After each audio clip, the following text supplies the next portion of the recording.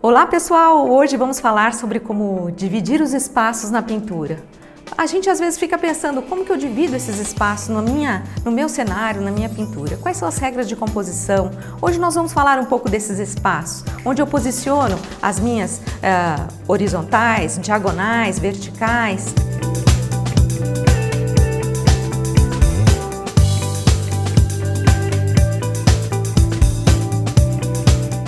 É interessante a gente saber que quando a gente posicionar a nossa horizontal ou vertical, a gente faça isso sem deixar que os espaços que sobram, que eles fiquem muito iguais, do mesmo tamanho.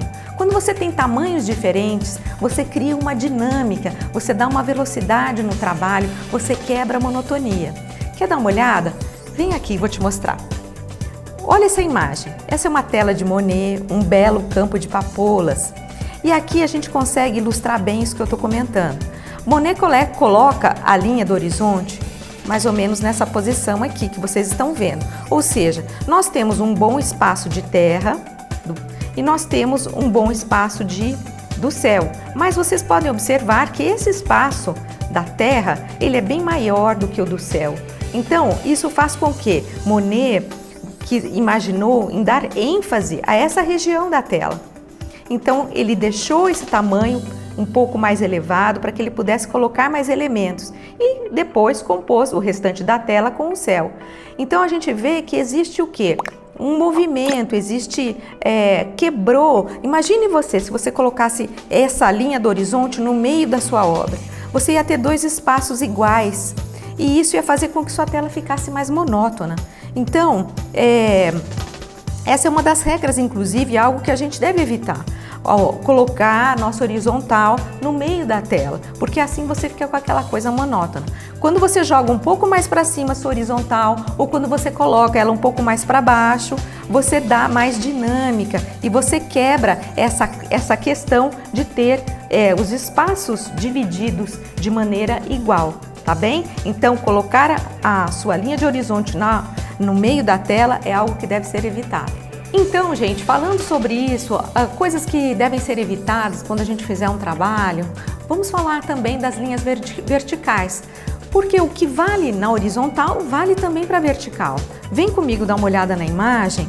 Olha só, nós falamos da horizontal posicionada aqui, que a gente deve evitar no meio da tela. Mas veja bem, se você também utilizar uma vertical no meio da sua tela, você vai dividir a sua tela em blocos. Imagine se você colocasse uma árvore bem no meio aqui da sua composição, da sua tela. Você ia dividir a tela em dois, isso também não é legal. Eu vou mostrar uma outra imagem para vocês darem uma olhada, quer ver?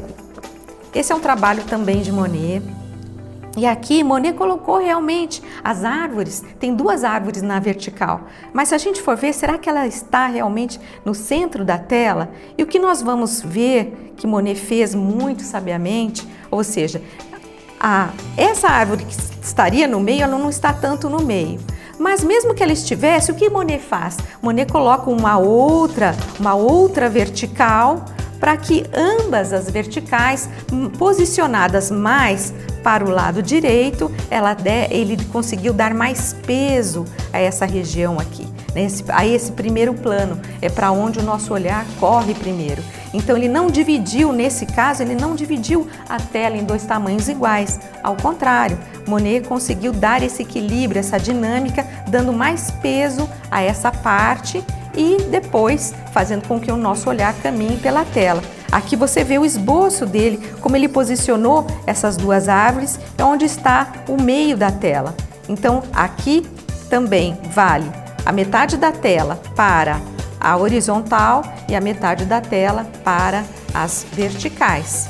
E falando sobre isso, nós também temos que pensar a respeito das diagonais. Será que eu posso colocar uma linha diagonal no meu trabalho? Como que isso, o que acontece? Então vamos dar uma olhada aqui, que eu trouxe para vocês verem mais uma obra. Pois bem, aqui nesse caso você vai ver que nós temos uma diagonal e as diagonais também devem ser evitadas. Eu vou explicar por quê. Dá uma olhada na imagem. Aqui nós temos essa diagonal, nessa tela de Monet. Só que Monet fez o seguinte, porque quando nós temos a diagonal, o que ocorre? Nós dividimos a tela praticamente ao meio, não é? Se fosse aqui seria mais ao meio, mas Monet faz essa...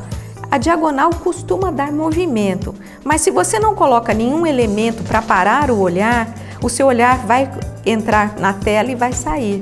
Monet, sabendo disso, o que ele fez? Ele posiciona um elemento para que o nosso olhar pare exatamente aqui. Então você está observando a tela, o seu olhar vem, ele corre, ele vai ver esse elemento, essa casa.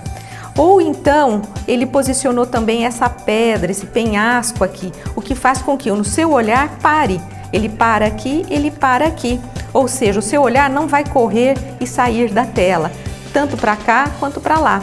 Se não tivessem esses dois elementos, o seu olhar ia acabar saindo, seja para um lado ou para o outro, fica algo sem sentido. Monet não, Monet posicionou, então os dois elementos, isso bloqueia, isso segura o seu olhar dentro da obra, o seu olhar não vai sair desse espaço para onde ele quis chamar a atenção. Então, essas diagonais, sem elementos que parem o olhar, isso também precisa ser evitado, tá bem? São boas dicas, não é? Para a gente aprender. E aí, gostou do vídeo? Não deixe de curtir, compartilhar, nós estamos no Instagram, Facebook, YouTube, então vai lá, dá uma curtida. Para mim é muito importante que vocês compartilhem os vídeos, assim vocês me ajudam e eu consigo colocar mais trabalhos para vocês aqui no Facebook, no YouTube, no Instagram. Um grande abraço e até a próxima!